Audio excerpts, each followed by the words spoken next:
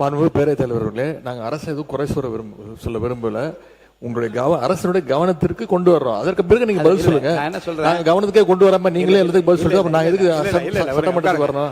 சில நிகழ்வு உட்காருங்க. சில நிகழ்வுகளை நான் விளக்கம் சொல்லிடுறேன். உட்காருங்க. இல்ல நான் சொல்லி முடிக்கிறேன். இல்லங்க நான் ஒரு பதில் சொல்றேன், அப்புறம் நீங்க பேசுங்கன்றேன். உட்காருங்க. இந்த பிரச்சனையில் இருங்க. உட்காருங்க. நீங்க யாரும் பேசாதீங்க. அவர் சொன்ன பிறகு நான் பேச அனுமதிக்கிறேன்.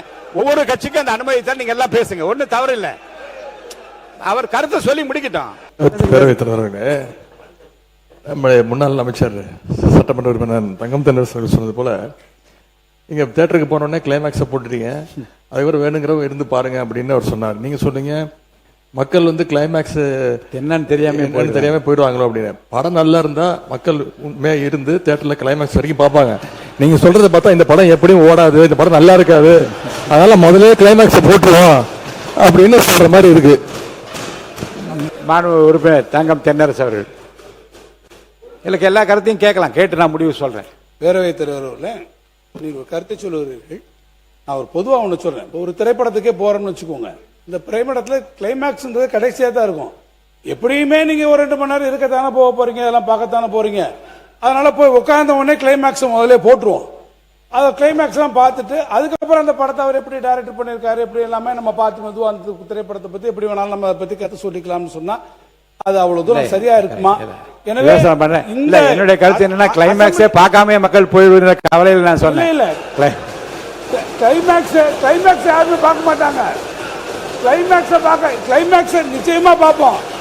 உங்களுடைய கிளைமேக்ஸ் பேரவைத் தலைவர்களே, முடிச்சிடறேன். என்ன ஒரு லைட்டர் வேணும் செய்யும்.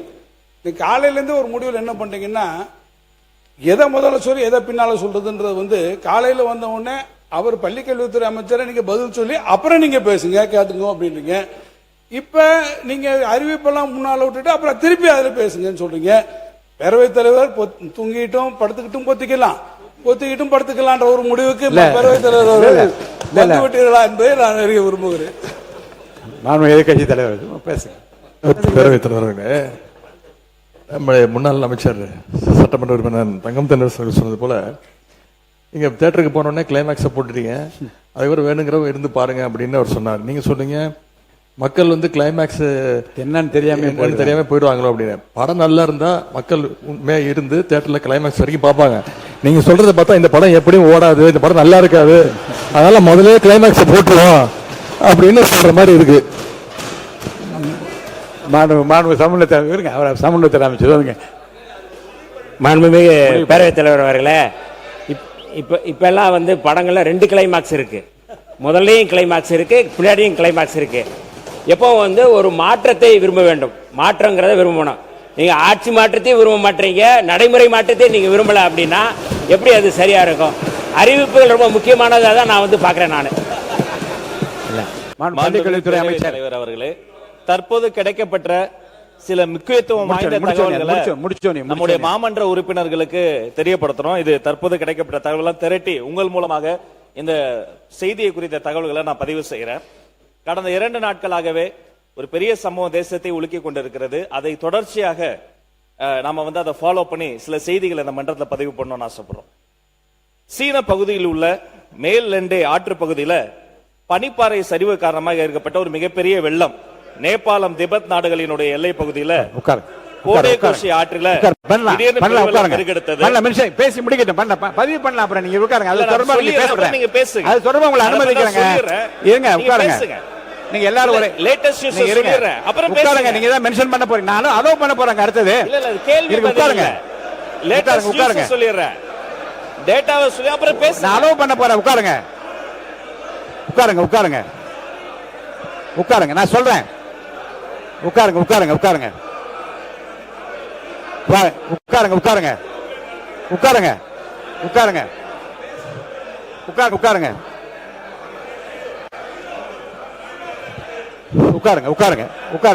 இல்ல நான் சொல்லி முடிக்கிறேன். இருங்க, உட்காருங்க. பேரவைத் தலைவர்களே உட்காருங்க. பதில் சொல்வது பாருங்க. நான் எப்படி பண்றேன் பேரவைத் தலைவர்களே? உட்காருங்க. எல்லாருக்கும் இருங்க. உட்காருங்க. இல்ல இதை பத்தி நான் சொல்லிடுறேன், அப்புறம் பேசுங்க. இல்ல உட்காருங்க. இந்த செய்தி குறித்து சரி, okay. உட்காருங்கன்னு சொல்றாங்க கணேஷ்குமார். உட்காருங்க மாண்புமிகு உட்காருங்க உட்காருங்க உட்காருங்க. அதான் இருங்க. நான் என்ன சொல்றேங்க, இருங்க இந்த சம்பவம் இருங்க. நான் கவனத்தை தான் இருக்கிறேன். உட்காருங்க, நீங்க பேசலாம். இல்ல ரெண்டும் ஒன்றுதான். அது பாருங்க பாருங்க உட்காருங்க. ரெண்டும் ஒன்றுதான். இருங்க மாண்பு இருங்க. மாண்பு அமைச்சர் மாண்பு அமைச்சர் இல்ல நான் சொன்னதுக்கு அப்புறம் பேசுங்க. இல்ல அங்க இல்ல இல்லங்க நான் ஒரு பதில் சொல்றேன் அப்புறம் நீங்க பேசுங்கன்றேன். உட்காருங்க உட்காருங்க. இருங்க நாட்டையே இருங்க உட்காருங்க. இல்ல நாட்டையே சொல்றேங்க உட்காருங்க. நாட்டையே உலுக்கிய சம்பவம் என்று உட்காருங்க. மாண்பு அமைச்சர் அவர்கள் கருத்து சொன்ன பிறகும் உங்கள் கருத்துக்களை எல்லாம் நீங்கள் உளப்பூர்வம் சொல்லுங்க. நான் வாய்ப்பாடு தான் போறேன். நீங்க வந்து இருங்க நாங்க முதல்ல இருங்க இந்த பிரச்சனையில் இருங்க உட்காருங்க. நீங்க யாரும் பேசாதீங்க, அமைதியா இருங்க. இந்த பிரச்சனை உண்மை இந்த பிரச்சனையில் அனைத்து கட்சிகளும் உண்மையில் அக்கறையோடு இருக்கிறோம் என்பதை தான் காட்டுவதற்காக பேச விரும்புறோம். அதுல மாண்புமிகு அமைச்சர் பேசின பிறகு நீங்க பேசினா என்ன, முன்னாடி பேசினா என்ன? அப்ப நாங்க தான் இருங்க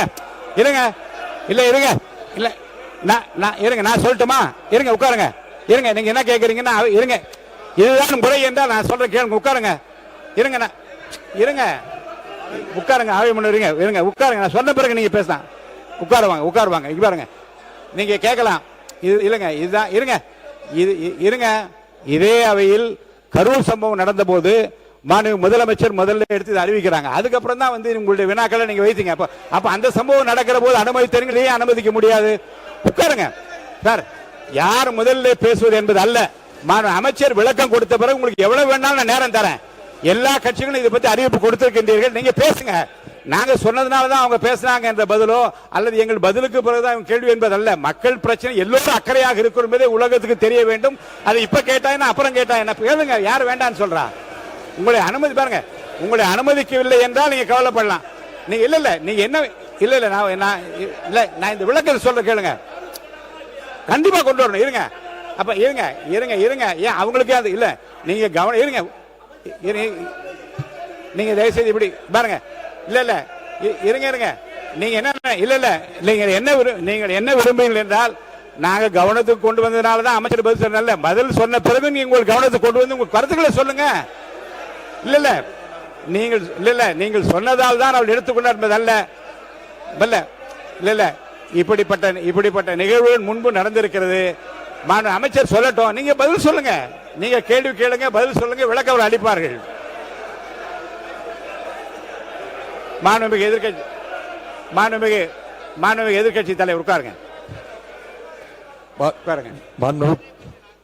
மாண்புமிகு பேரவைத் தலைவர்களே, நாங்க அரசு எதுவும் குறை சொல்ல விரும்பல.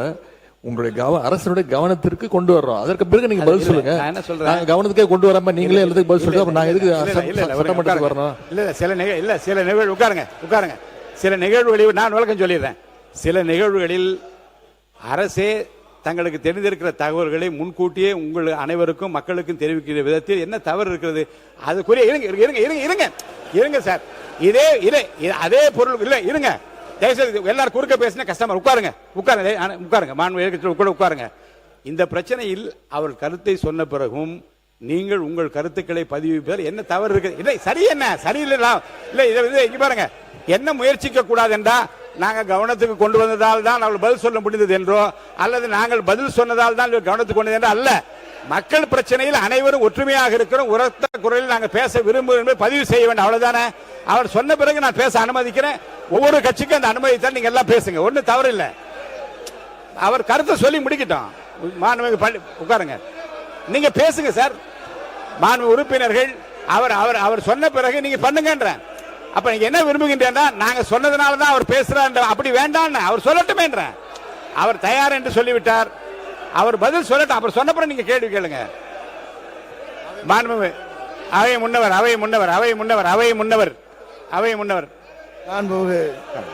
முன்னவர் பேசுங்க. மாண்புமிகு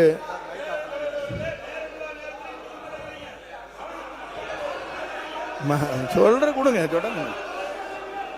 சொல்ற மாண்புமிகு பேரவைத் தலைவர் அவர்களே, மாண்புமிகு பள்ளிக்கல்வித்துறை அமைச்சர் அவர்கள், இருங்க நான் சொல்லி முடிக்கிறதுக்கு கொஞ்சம் ஒரு 2 செகண்ட். இல்லை நான் சொல்றேன். இல்லை அவர் இல்லை நான் சொல்ல வரேன்னு சொல்ல வரைக்கும் ஒரு ப்ளீஸ் எந்த மரபை யாரும் மாத்துறீங்க? கருத்துக்களை மரபு மாற்றப்படவில்லை. இல்ல, அவர் கருத்துக்களை வழங்கினார். நீங்கள் அதற்காக கவன ஈர்ப்பு தீர்மானத்தை நாங்கள் கொண்டு வந்திருக்கிறோம். நாங்கள் முன்மொழி வேண்டும் என்று இல்லை, அதே ஜீரோவசனம் பண்ணலாம், எழுப்பலாம், அது இல்லை மறுக்கவில்லை. ஆகவே மாண்புமிகு பேரவைத் தலைவர் அவர்கள் மறுபரிசீலனை தாங்களே வழங்குமாறு அன்போடு கேட்டுக்கொள்கிறேன். மான் உறுப்பினர் மரபு இல்ல, உட்காருங்க பாருங்க, இந்த பிரச்சனைகளை உட்காருங்களா மாண்புமிகு உட்காருங்க. ஒரு விஷயத்தை நான் சொல்றேன். இந்த மரபு என்பதிலே ஒன்றை நீங்கள் புரிந்து கொள்ள வேண்டும். உடனே வெகுண்டு எழுந்து அந்த பதில் சொல்லுகிற தன்மையில் கொஞ்சம் குறைத்துக் கொள்ளுங்கள். கரூர் சம்பவம் நடந்தபோது இதே இருங்க உட்காருங்க, நீங்க வேணாம், இருங்க, உட்காருங்க, அனுமதிக்க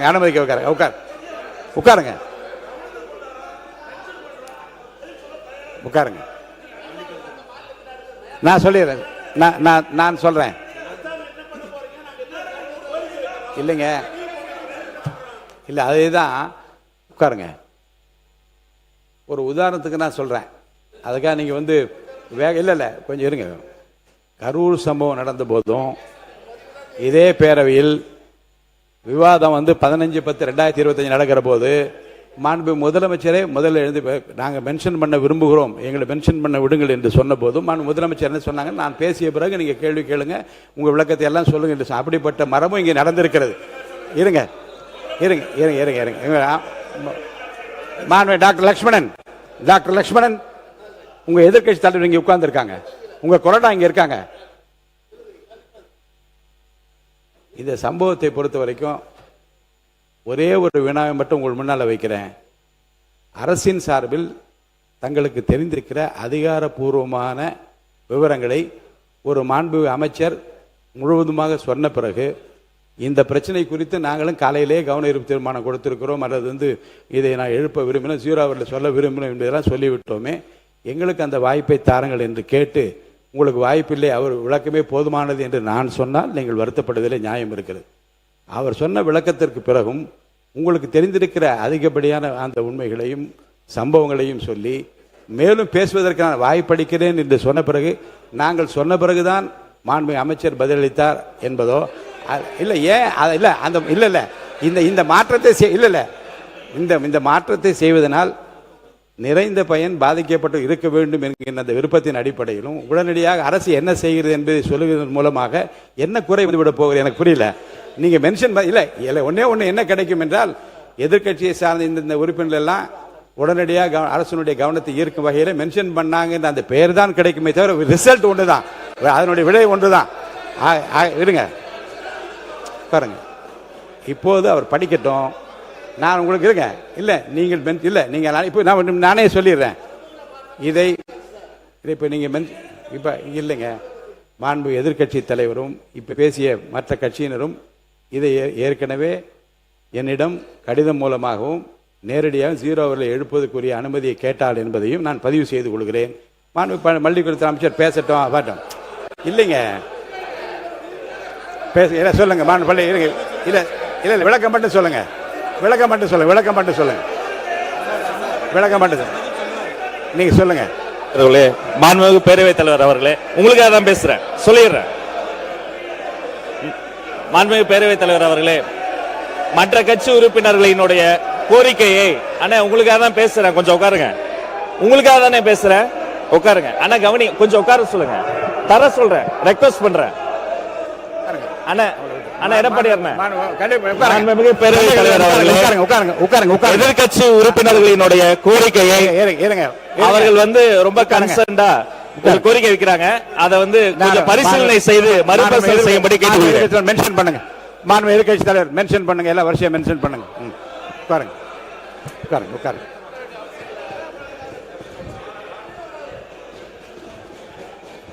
பேரவைத் தலைவர் அவர்களே, இல்ல ஒன்று படிச்சிடுறேன்.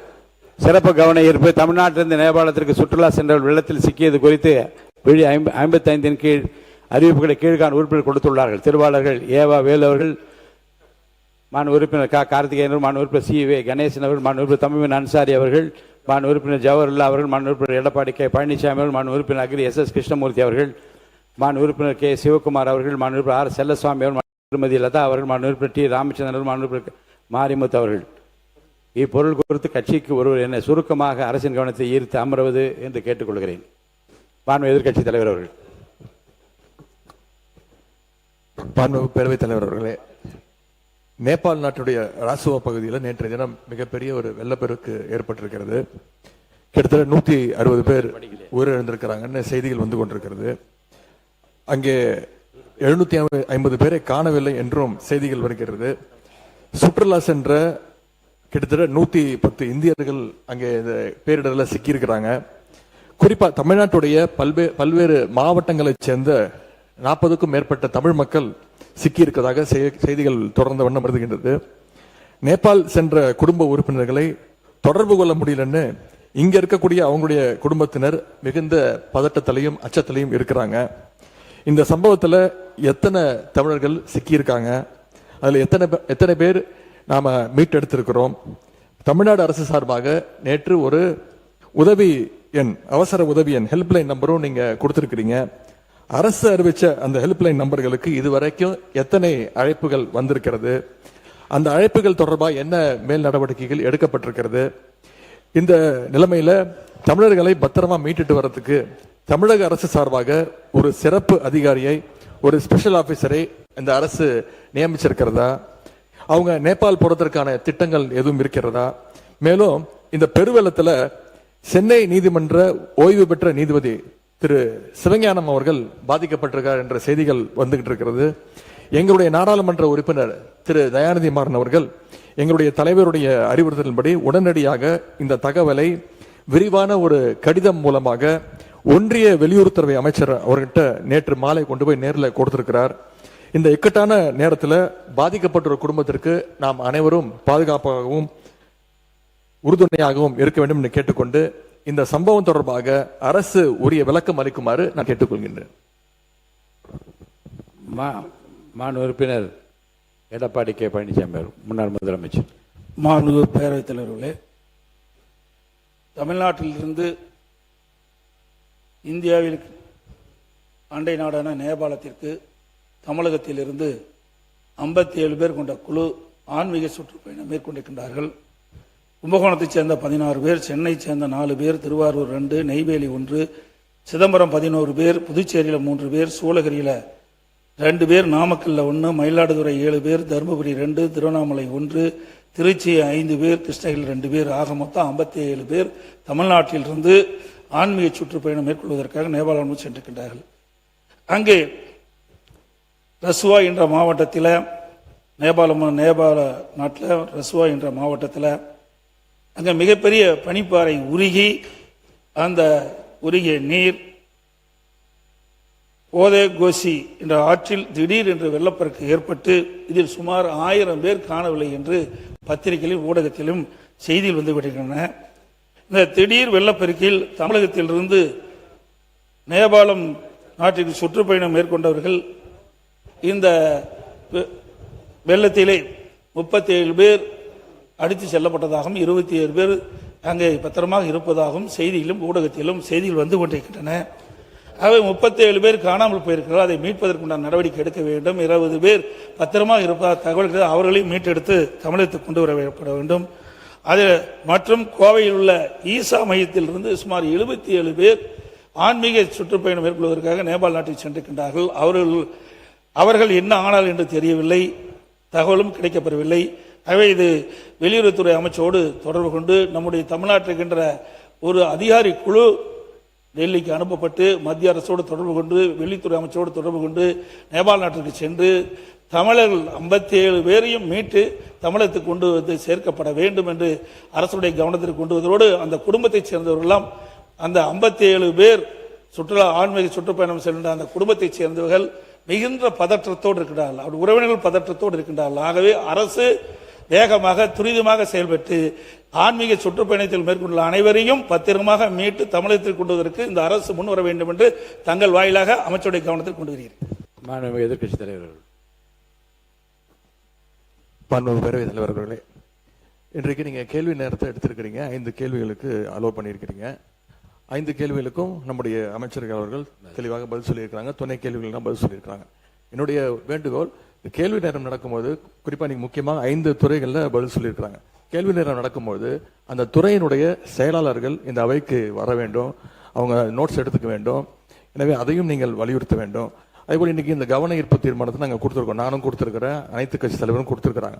ஆனால் நாங்கள் கவன ஈர்ப்பு தீர்மானத்தை கொண்டு வரதுக்கு முன்பாகவே ஒரு அமைச்சர் அவர்கள் இதற்கு விளக்கம் சொல்லணும்னு சொல்றாரு. அதையும் நீங்க அலோவ் பண்றீங்க. இது உடனே நீங்க கரூர் இன்சிடென்ட்டோட கம்பேர் பண்றீங்க. அது நான் சரியாக இருக்குமா என்று தெரியவில்லை. ஏனென்றால் கரூர் இன்சிடென்ட் நடக்கும்போது இங்க அவையில மாண்பு முதலமைச்சர் அவர்களே இருந்து அதற்கு பதில் சொன்னார்கள். இப்ப முதலமைச்சர் அவர்களும் அவையில இல்ல, சீஃப் செக்ரட்டரி தலைமைச் செயலாளரும் இல்லை. எனவே இதையெல்லாம் நீங்கள் கவனத்தில் கொண்டு எந்தெந்த துறை பிரச்சனை வரும்போது அந்த அரசு துறை அதிகாரிகள் இங்கே இருக்க வேண்டும் என்று நீங்கள் அறிவுறுத்த வேண்டும் என்று கேட்டுக்கொள்கிறேன். பொதுப்பணித்துறை அமைச்சர், இதை பத்தி நான் ஒரு விளக்கம் சொல்லணும்.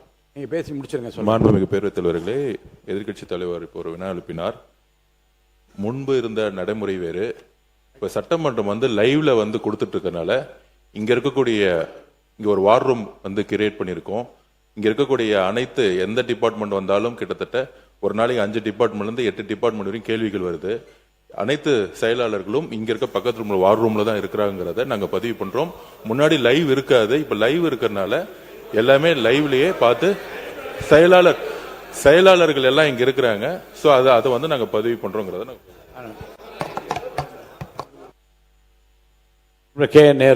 மாண்பு பேரவைத் தலைவர் அவர்களே, லைவ் என்பது எப்போதும் இருப்பது இல்ல. நான் சொல்றேன் இருங்க, நீங்க வெளியில வெளியிடாமல் இருப்போம் தவிர இந்த கேள்வி பதில் கேட்கும் போது அதிகாரிகள் அங்க இருந்து துணை அதிகாரிகள் எல்லாம் துறையினுடைய அதிகாரிகள் எல்லாம் அங்க இருப்பது தான் குற்றச்சாட்டாக எடுத்துக்கொள்ள வேண்டாம். உங்களுடைய துறை செயலாளர் இங்கு இருந்தால் கேள்வி கேட்டதை தவிர வேறு பகுதி பல செய்திகளை சட்டமன்ற உறுப்பினர்கள் உங்களிடம் கேட்கிறார்கள். நீங்கள் அதற்கு பதில் சொல்கிறீர்கள். துறையினுடைய செயலாளர் இருப்பாரையானால் குறிப்பெடுத்துக் கொள்வார். அது நடைபெறும் என்றால் நடைபெறும், நடைபெற முடியாது என்றால் முடியாது என்று சொல்ல வரும். எனவே துறையினுடைய செயலாளர் அவசியம் இருக்க வேண்டும்.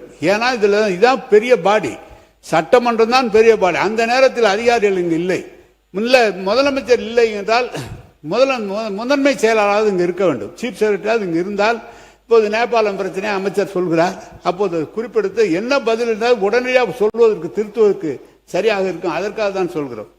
மாண்பு உறுப்பினர்களுக்கு இப்படிப்பட்ட சம்பவங்கள் இப்போதுதான் நடக்கிறது என்பதல்ல. சில நேரங்களிலே இப்படி சம்பவம் நடக்கிற போது, ஏன் ஆளுங்கட்சியாக திராவிட முன்னேற்ற கழகம் இருக்கிற போது நம்முடைய மாண்புக்குரிய உறுப்பினர் மாண்பு துரைமுருகன் அவர்கள் சொன்னதை அப்படியே படிக்கிறேன் பாருங்க.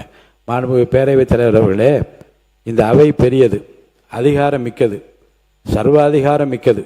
₹1 செலவு செய்ய வேண்டுமானாலும் அரசாங்கம் இந்த அவையினுடைய அனுமதியை பெற்றாக வேண்டும். இந்த அவையிலே பேசுகிற உறுப்பினர்கள் பொறுப்பு வாய்ந்தவர்கள், தங்கள் கருத்தை அந்தந்த கட்சிக்கு ஏற்ப பேசுவார்கள். இவற்றையெல்லாம் கேட்டு அந்தந்த இலாக்காவிற்கு உரியவர்கள் எந்தெந்த இலாக்காவிற்கு டிமாண்ட் வருகிறதோ அந்தந்த இலாக்காவுடைய அதிகாரிகள் செக்ரட்டரிஸ் வரிசையாக அமர்ந்திருப்பார்கள். யார் சொல்றது மாண்புமிகு அவை முன்னவர் துரைமுருகன் அவர்கள் அங்கே பேசுகிறார்கள். என்ன சொல்ல வருகிறேன் என்றால், இது ஒரு நல்ல பழக்கம் அல்ல. ஏற்கனவே ஒரு முறை இந்த மாதிரி இருந்தது. அப்போது மாண்புமிகு திரு பழனிவேல் ராஜன் அவர்கள், முன்னாள் பேரவைத் தலைவர் அவர்கள், அதிகாரிகள் இங்கே வர வேண்டும் என்று அன்றைக்கே ஒரு அட்வைஸ் செய்தார்கள். மாண்புமிகு பேரவைத் தலைவர்களை நான் கேட்டுக்கொள்வது, இந்த அவையை அதிகாரிகள் மதிக்க வேண்டும். அவர் சொன்ன பிறகு அவை சொன்னதை ஏற்று பேரவைத் தலைவர் சொல்கிறார், சென்றைய ஆட்சியில் அவை முன்னவர்கள் சொன்ன கருத்தை ஏற்று சம்பந்தப்பட்ட அதிகாரிகள் இருப்பிடத்திற்கு வர வேண்டும் என்று நான் ஆலோசனை சொல்லுகிறேன் என்று முடித்து வைக்கிறேன். அதே முன்பு நடந்ததை போல, அதுதான் சொல்றேன் நான், முன்பு நடந்ததை போல இனி இல்லாமல் அதிகாரிகள் இருக்கையில் அமர வேண்டும் என்று நான் கேட்டுக்கொள்கிறேன். மாண்புமிகு பள்ளிக்கல்வித்துறை அமைச்சர் மாண்புமிகு பேரவை தலைவர் அவர்களே, ஒரு துயரமான செய்தி, இக்கட்டான நேரம். அதுல சில நம்பர்ஸ்லாம் மாறுது. 57 பேர்ல 100க்கும் அதிகமானவங்க, ஒரு பாலம் இல்ல நிறைய பாலம். அதனாலதான் அதை முன்னாடி சொல்லணும், மற்றபடி வேற எதுவும் இல்லை. முதற்கட்டமாக கிடைக்கப்பட்ட தகவல்கள் மட்டுமல்ல, தற்போது கிடைக்கக்கூடிய தகவல்களையும் கன்சல்டேட் பண்ணி நேபாள நாட்டில் கைலாஷ் யாத்திரைக்காக சென்ற தமிழ்நாட்டை சார்ந்த 103 தமிழர்கள் மீட்பு நடவடிக்கை குறித்த ஒரு சில தகவல்களை இங்க நான் அறிக்கையா தரேன். சீன பகுதியில் உள்ள மேலண்டை ஆற்று பகுதியில பனிப்பாறை சரிவு காரணமாக ஏற்பட்ட மிகப்பெரிய திடீர் வெள்ளம் நேபாளம் திபெத் நாடுகளின் எல்லை பகுதியில் பூடேகாஷி ஆற்றில் ஒரு வெள்ளமாக பெருக்கெடுத்து பாய்ந்து ரசுவாக்கத்தை, திமுரே, சியாப்ருபேசி மற்றும் அதனுடைய கீழ்மடை கீழே இருக்கக்கூடிய பகுதிகளை எல்லாம் தீவிரமாக பாதித்து இருக்கிறது. 384 பயணிகள் காணாமல் போயுள்ளதாக தெரிய வருகிறது. இவர்கள 291 பேர் வெளிநாட்டை சார்ந்தவர்கள் மற்றும் 93 பேர் நேபாள் நாட்டை சார்ந்தவங்க. 75 பேர் தீவிரமான காயமடைந்திருக்கிறாங்க. ரஸ்வாவில்ல 43 பேர், நுவாகோட்ல 29 பேர், தாத்திங்ல 3 பேர். மொத்தம் 209 பேரை மீட்டு இருக்கிறாங்க. இதுல 2 வகையா தரை வழியாக குழுக்களை எல்லாம் அனுப்பி 93 பேரை தரை வழியாக மீட்டு இருக்கிறாங்க. மேலும் ஹெலிகாப்டர்கள் மூலமாக ஏர் ஆம்புலன்ஸ் எல்லாம் பயன்படுத்தி அந்த மேலிருந்து கயிறு கட்டி கீழே வீரர்களை இறக்கி 116 பேரை ஹெலிகாப்டர் மூலமாக மீட்கப்பட்டிருக்கிறாங்க. இதுல பார்த்தோம்னா சின்ன சின்ன பாலங்களும் சின்ன சின்ன சாலைகளும் சேர்ந்துதான் அந்த பகுதியை வந்து கனெக்ட் பண்ணுது. அப்படி 35 வாகனங்கள் செல்லக்கூடிய பாலங்களும் 45 தொங்கு பாலங்களும் வெள்ளத்துல ஒரு நொடியில அடிச்சுட்டு போயிருச்சு. சுமார் 40 கிலோமீட்டர் அந்த பகுதியை கனெக்ட் பண்ணக்கூடிய 40 கிலோமீட்டர் சாலைகள் முழுமையாக சேதமடைந்துள்ளன. ரசுவாகுதி சுங்க மற்றும் குடிவரவு அலுவலகங்களை அந்த ஊழியர்களை தொடர்பு கொள்ளலான்னு பார்த்தா அவர்களே தொடர்பு கொள்றதுல பெரிய சவால் இருக்கு. இந்த நிலையில நேபாளத்துடைய ராணுவம், காவல்துறை, ஆயுத காவல் படை, அரசு நிறுவனங்கள் மற்றும் தனியார் துறையிலிருந்து சில ஹெலிகாப்டர்களையும் உதவிக்கு எடுத்து இந்த தேடுதல் பணியும் மீட்பு பணியும் நிவாரண பணிகளும் தொடர்ந்து தீவிரமாக நடைபெற்று வருது. இதுல மேலும் மருத்துவ குழுக்களும் பல்வேறு மருத்துவ குழுக்களை அந்த சம்பவ இடத்துல வந்து குவித்து அந்த மருத்துவ குழுக்களினுடைய பணிகளும் ஈடுபடுத்தப்பட்டிருக்கிறாங்க. பாதிக்கப்பட்ட மக்களுக்கு உடனடியாக தற்காலிகமான தங்கும் இடங்கள், உணவு, குடிநீர் மற்றும் அத்தியாவசிய மருந்துகள் தீவிரமாக வழங்கப்பட்டு வருவதாக தெரிய வருகிறது. இதுல தமிழ்நாட்டை பொறுத்த வரைக்கும் ஒரு குரூப் இல்ல, ஒன்றுக்கும் மேற்பட்ட குழுவினர் போயிருக்கிறாங்க. அதுல குறிப்பா தஞ்சாவூர் மாவட்டம் கும்பகோணத்தில் இயங்கி வரும் சூப்பர் யாத்ரா கும்பகோணம் என்ற நிறுவனம் நேபாளத்தில் இருக்கக்கூடிய சாம்ராட் டூர்ஸ் அண்ட் டிராவல்ஸ் அந்த நிறுவனத்தோடு சேர்ந்து இந்த ஒரு பயண திட்டத்தை உருவாக்கி இருக்கிறாங்க. அதுல கடலூர் மாவட்டத்தில இருந்து 11 பேரு, கிருஷ்ணகிரி மாவட்டத்தில இருந்து 5 பேரு, தஞ்சாவூர்ல இருந்து 16 பேரு, தருமபுரியில ஒருத்தர், திருச்சிராப்பள்ளியில 4, திருவண்ணாமலையில 1, திருவாரூரில் 2, நாமக்கல் 1, மயிலாடுதுறை 7, சென்னை 6 ஆகிய 10 மாவட்டங்களை சார்ந்த 54 தமிழர்களும் சேர்த்து புதுச்சேரியை சேர்ந்த 3 நபர்கள் ஆக மொத்தம் 57 நபர்கள் கைலாஷ் யாத்திரைக்காக நேபாளத்திற்கு அழைத்து செல்லப்பட்டாங்க. முதற்கட்ட தகவலின்படி நேபாள நாட்டில் இருக்கக்கூடிய லாண்ட்ரூக்ல இருந்து ரஸ்வாகதி என்ற இடத்திற்கு 3 வாகனங்கள்ல இவங்க வந்து டிராவல் பிளான் போட்டு பயணம் பண்ணிருக்காங்க. அப்படி போகிற பொழுது சரியா ரஸ்வா மாவட்டத்தில் இருக்கிற போட்டே கோசி அந்த ஆற்றின் அருகே ஏற்பட்ட திடீர் பெருவெள்ளத்தின் காரணமாக நடுவில் சென்ற வாகனம் சிக்கியுள்ளதாக முதல்ல தகவல் வந்தது. நான் இதை முடிச்சிடறேன், அப்புறம் நீங்க பேசுங்க. முடிச்சேன், அது சொல்றேன், பின்னாடி வருது, பின்னாடி சொல்றேன். அந்த வாகனம் நடுவுல சிக்கிக்கிட்டதாக முதல்ல தகவல் வந்தது. அந்த வாகனத்துல பயணம் செய்த 20 தமிழர்கள் தங்களுடைய உடைமைகளை எல்லாம் உடனே அங்க விட்டுட்டு உடனே அங்கிருந்து குயிக்கா எவாக்குவேட் செய்யப்பட்டு அங்க இருக்கக்கூடிய ஆர்ம்டு போலீஸ் போர்ஸ், திமுரே பகுதியை சார்ந்த அந்த ஆர்ம்டு போலீஸ் போர்ஸ் என்ற பகுதியில் சென்று அவங்க வந்து தஞ்சம் அடைகிறாங்க. பாதுகாப்பாக இப்ப அங்க தஞ்சம் அடைந்தவங்க இருக்கிறாங்க என்ற தகவலும் நாங்க உறுதிப்படுத்திருக்கிறோம். தற்போது அவர்கள் மீட்கப்பட்டு மேலும் தரை வழியாக ஒரு ஆல்டர்னேட் ரூட் போடப்பட்டு காத்மாண்டு அழைத்து வந்த ஏற்பாடுகள் நடந்துகிட்டு இருக்கு. மோசமான காலநிலையின் காரணமாக இங்க அங்கங்க இருந்து கிடைக்கக்கூடிய தகவல்கள், குறிப்பாக நம்முடைய தமிழர்கள் எத்தனை பேர் எங்க இருக்காங்கிறது ஒவ்வொரு மணி நேரமும் நாங்க வந்து தீவிரமா கண்காணிச்சுட்டே வரோம். அந்த நம்பர் மாறிக்கிட்டே இருக்கு. 2 பேரா, 3 பேரா, 5 பேரா, இன்னும் அந்த நம்பர் சேருவதற்கான வாய்ப்பும் இருக்கு. இப்படிப்பட்ட சூழ்நிலையில மீதமுள்ள 34 பேர்களை பற்றிய விவரங்களை பெறுவதில் ஒரு தாமதம் ஏற்பட்டிருக்கு. இருந்தாலும் அது க்ளோஸ் மானிட்டர்ஸ்ல நாங்க ஃபாலோ பண்ணிட்டு இருக்கிறோம். 54 தமிழர்களையும் விரைந்து தாயகம் மீட்டு வரும் பணியையும் விரைவுபடுத்துமாறு காட்மாண்டுல இருக்கக்கூடிய இந்திய தூதரகத்திடம் நேத்துல இருந்தே தீவிரமாக நம்ம தொடர்பு கொண்டு பேசிக்கிட்டு வரோம். அந்த நடவடிக்கை தனியாக நாங்க ஃபாலோ பண்ணிட்டு இருக்கிறோம். மேலும் இன்னொரு சென்னையிலிருந்து இயங்கக்கூடிய மகாதேவ் கைலாஷ் யாத்ரா நிறுவனம் 49 தமிழர்களை இதே பர்பஸ்ல அங்க வந்து அழைத்து போயிருக்கிறாங்க என்ற விவரமும் இப்ப தெரிய வந்தது. அவர்கள் பற்றிய முழு விவரங்களையும் பெறுவதற்கான நடவடிக்கைகள் மேற்கொண்டிருக்கிறோம். அந்த 40 பேர் அவங்க டிராவல் பிளான் என்ன, எந்த இடத்துல சிக்கி இருக்கிறாங்க, அவங்களுடைய வேரபுட்ஸ் என்ன, அதையும் நாங்க வந்து தீவிரமா ஃபாலோ பண்றோம். மேலும் நேபாளத்தில் சிக்கியுள்ள தமிழர்களுக்கு உதவி தேவைப்படக்கூடிய நிலையில் அவர்களோ அல்லது தமிழ்நாட்டில் இருக்கக்கூடிய அவர்களுடைய குடும்ப உறுப்பினர்களோ அவர்களினுடைய பாதிப்பு போலவே அந்த ஃபேமிலி மெம்பர்ஸ் உடைய பாதிப்பு இன்னும் பெருசு பரிதவிச்சுட்டு இருக்காங்க. தமிழ்நாடு அரசினுடைய அயலக தமிழர் நலத்துறையின் கீழே ஒரு 24x7 கட்டணமில்லா உதவி எண்களை வந்து நாங்க வந்து அனௌன்ஸ் பண்ணோம். இதுல வந்து 4 வகையா பிரிச்சிட்டோம். இந்தியாவுக்குள்ள இருந்தே அவங்க வந்து தொடர்பு கொள்றாங்கன்னா அது ஒரு டோல் ஃப்ரீ நம்பர் 1800-309-3793. சப்போஸ் வெளிநாடுல இருந்து தொடர்பு கொள்றாங்கன்னா அவங்க ஜஸ்ட் மிஸ்டு கால் விட்டா போதும், +91 இந்தியா கூட போட்டுட்டு 8069009900. இன்னொரு ஆல்டர்னேட்டிவ் நம்பர் கடைசி டிஜிட் மட்டும் மாறும், 0 பதில் 1 போட்டு, அதாவது ஓபனிங்ல +91 இந்தியா கூட போட்டுட்டு 8069009901 இந்த நம்பர். நாலாவதா நம்முடைய தமிழ்நாடு இல்லம் நம்முடைய புதுதில்லியில ஒரு கட்டுப்பாட்டு அறையை நாங்க வந்து ஏற்படுத்தி இருக்கிறோம். அதுக்கு 9289516712. இதையெல்லாம் நம்ம கொடுத்த உடனே அதுல எவ்வளவு நம்பர்ஸ் வந்தது மதிப்பிற்குரிய மாண்புமிகு எதிர்க்கட்சி தலைவர் கூட கேட்டிருந்தாரு. அது கிட்டத்தட்ட 937 அழைப்புகள் வந்தது. அவர்களுக்கு உண்டான கம்யூனிகேஷன் அவங்களுக்கு தேவைப்படக்கூடிய தகவல்களையும் கொடுத்திருக்கிறோம். மேலும் இது தொடர்பாக புதுதில்லியில் இருக்கக்கூடிய தமிழ்நாடு இல்லத்தில் ஒரு கட்டுப்பாட்டு அறை அமைக்கப்பட்டிருக்கே. அவங்க வந்து தீவிரமா வேலை பார்த்துட்டு இருக்காங்க. ஓய்வு பெற்ற நீதிபதி மற்றும் இங்கிருந்து போன சகல குழுக்களை சார்ந்த தமிழர்கள், அங்க இருக்கக்கூடிய மீட்கப்பட்டவர்கள், மீட்கப்பட வேண்டியவர்கள், அந்த குறித்த ஒவ்வொரு மணி நேரமான தகவல்களும் சேகரிக்கப்படுகிறது. மேலும் நேபாள அரசுடன் தொடர்பு கொண்டு இதற்குண்டான உரிய நடவடிக்கைகளை கொலாபரேட்டிவா நேபாள அரசும் இந்திய அரசும் தமிழ்நாடு அரசும் ஒன்றிய அரசும் இப்படி பல்வேறு வகையான கொலாபரேட்டிவ் மெஷர்ஸ்ல எடுக்கப்பட்டு வருகிறது. காட்மாண்டுவில் உள்ள இந்திய தூதரகத்தின் அதிகாரிகள் மூலமாக நிலைமையை தொடர்ந்து கண்காணித்து வரோம். இது ஒரு பெரிய வேக்கப் கால், இது ஒரு பெரிய எழுகை மணி. பாதிக்கப்பட்ட குடும்பங்களோட துன்பத்தில் நாங்கள் துயரத்தில் நாங்கள் வந்து துணை நிற்கிறோம். ஆனா நமக்கெல்லாம் அது ஒரு பெரிய எழுகை மணி. Climate change is real.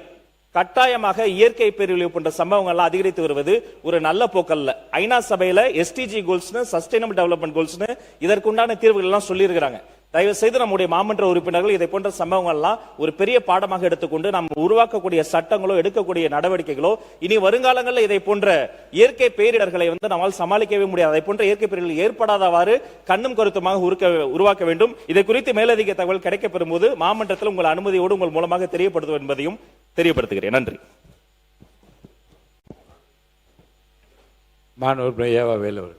மாண்புமிகு பேரவைத் தலைவர்களே, பல்வேறு குழுக்களை நீங்கள் அமைக்கிறீர்கள். அதில் உச்சமாக இருக்கிற குழு என்பது அவை உரிமை குழு. ஏற்கனவே அவை உரிமை குழுவுக்கு உரிமை மீறல் என்ற அடிப்படையில் 2 கடிதங்கள் ஏற்கனவே கொடுக்கப்பட்டிருக்கிறது. இன்றைக்கு காலையில் கூட மாண்புமிகு பேரவைத்தினுடைய தீர்ப்புக்கு மாறாக நீக்கப்பட்ட பகுதிகளை திருத்தி வெளியிடுகிறது சம்பந்தமாக பள்ளிக்கல்வித்துறை அமைச்சர் கூடுதல் தகவல். மாண்புமிகு பேரவைத் தலைவர் அவர்களே, தற்போது அரசு நிகழ்வை முடித்துக் கொண்டு மாண்புமிகு முதலமைச்சர் வந்துட்டு இருக்கிறாரு. அவருடைய தலைமையில உடனடியாக ஒரு ஆய்வு கூட்டம் நடைபெற இருக்கிறது. அமைச்சர் பெருமக்கள், அதிகாரிகள், பல்துறை வித்தகர்கள், சப்ஜெக்ட் மேட்டர் எக்ஸ்பர்ட்ஸ் எல்லாம் சேர்ந்து மாண்புமிகு தமிழ்நாடு முதலமைச்சர் சி ஜோசப் விஜய் அவர்கள் தலைமையில இது குறித்து தீவிர நடவடிக்கை குறித்த ஒரு அவசர கூட்டம் நடைபெறுகிறத உங்கள் மூலமாக தெரியப்படுத்துகிறேன். மாண்புமிகு பேரவைத் தலைவர்களே, இந்த அவை உரிமை குழு என்பது ஒரு உச்ச அதிகாரம் படைத்தது, உங்களுக்கே தெரியும். ஏன்னா அதில் தண்டனை கொடுக்கிற அளவுக்கு கூட அதிகாரம் படைத்தது உங்களுடைய கட்டுப்பாட்டில் இருக்கிற குழு தான். ஆனால் 2 முறை நான் கொடுத்திருக்கிறேன், உரிமை மீறி இருக்கிறார்கள் என்ற அந்த அடிப்படையில் கடிதம் கொடுத்து நீங்க குழு அமைத்த உடனேயே அதை பற்றி பரிசீலனை செய்கிறோம் என்று நீங்கள் சொல்லியிருக்கிறீங்க. ஆனால் நீங்க எங்களுக்கு கொடுத்திருக்கிற இந்த விதி, பேரவையினுடைய விதி புத்தகத்தில் பார்த்தீங்கன்னா 225 எழுப்பப்பட்ட பிரச்சனை அவையும் உரிமை மீறியதாகவோ அல்லது அவையை அமைப்பதாகவோ இருந்து அவையின் தலையீடு அவசியம் என்பது பேரவைத்தில் கருதினால் அவ்வுரிமை மீறல் பிரச்சனையை உரிமை குழுவிற்கு அனுப்ப பெற வேண்டும் என்றோ அல்லது பேரவையை நேரடியாக ஆய்வு செய்ய வேண்டும் என்று உறுப்பினர்கள் யாரான ஒரு தீர்மானத்தை கொண்டு வந்தால் அதை அனுமதிக்கலாம் என்று நீங்களே இந்த புத்தகத்தை எங்களுக்கு கொடுத்திருக்கிறீங்க. எனவே உரிமை குழு அமைக்கிற பொழுது அமைக்கட்டும். இந்த வரிசையாக சொன்னா நீங்க நீக்கிறீங்க, இது வரக்கூடாதுன்னு சொல்றீங்க. பிரிண்டர்ல இருக்கவங்க அதை பார்த்து கொண்டு அதை போடுவதில்லை, அதையும் நான் பார்த்து கொண்டிருக்கிறேன். ஆனா இன்றைக்கு யூடியூப் என்ற அடிப்படையில் சமூக வலைத்தளம் என்ற பேரில் இந்த அவையினுடைய மாண்புகளை குறைக்கிற அளவுக்கு இன்றைக்கு பல்வேறு செய்திகள் வெளியே போய் கொண்டிருக்கிறது. ஆனால் சபையினுடைய மாண்பு போகிறது. ஆனால் நான் மாண்புக்கு நம்முடைய பேரவைத்தில் கேட்க விரும்புவது, இந்த உரிமை குழு அமைக்கிறது முன்னால இந்த உரிமை மீறல் எல்லாம் இங்கே நீங்களே ஆய்வுக்கு எடுத்துக்கொண்டு விவாதித்தால் தான் இதற்கு ஒரு தீர்வு காண முடியும். எனவே இதற்கு நீங்கள் அனுமதி தர வேண்டும் என்று உங்களை நான் அன்போடு கேட்டுக்கொள்கிறேன். மாண்பு உறுப்பினருடைய கருத்தை நான் நிச்சயமாக ஆய்வு செய்வேன். ஏற்கனவே இன்னொரு கருத்து வந்திருக்கிறது.